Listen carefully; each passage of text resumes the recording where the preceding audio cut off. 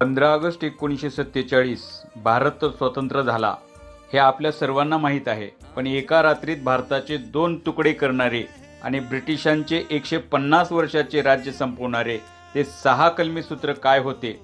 ज्या कायद्यामुळे आपला देश जन्माला आला त्या भारतीय स्वातंत्र्य कायदा 1947 बद्दल तुम्हाला हे माहीत आहे का? 3 जून 1947 रोजी लॉर्ड माउंटबॅटन यांनी भारत पाकिस्तानची फाळणी योजना मांडली. या योजनेवर आधारित ब्रिटिश संसदेत एक ऐतिहासिक विधेयक सादर करण्यात आले.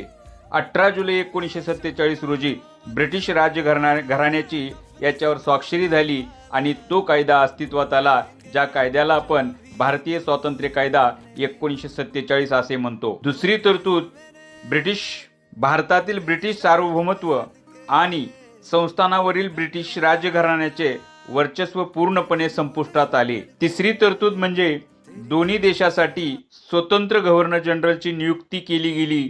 भारताचे गव्हर्नर जनरल लॉर्ड माउंटबॅटन तर पाकिस्तानचे गव्हर्नर जनरल मोहम्मद अली जिना बनले.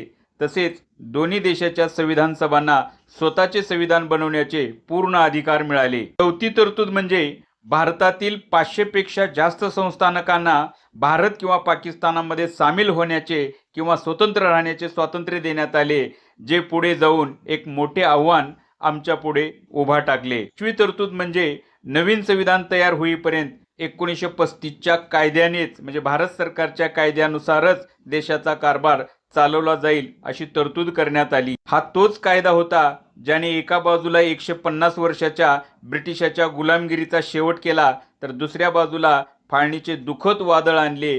या कायद्यामुळेच आज आपण ज्या स्वतंत्र, सार्वभौमत्व आणि लोकशाही भारतात जगत आहोत त्याचा हा पाया रचला गेला. भारताच्या ऐतिहासिक प्रवासाबद्दल तुम्हाला काय वाटते? कॉमेंट करून नक्की सांगा. अशाच ऐतिहासिक आणि माहितीपूर्ण व्हिडिओसाठी चॅनेलला फॉलो करा आणि सबस्क्राईब करायला विसरू नका. जय हिंद.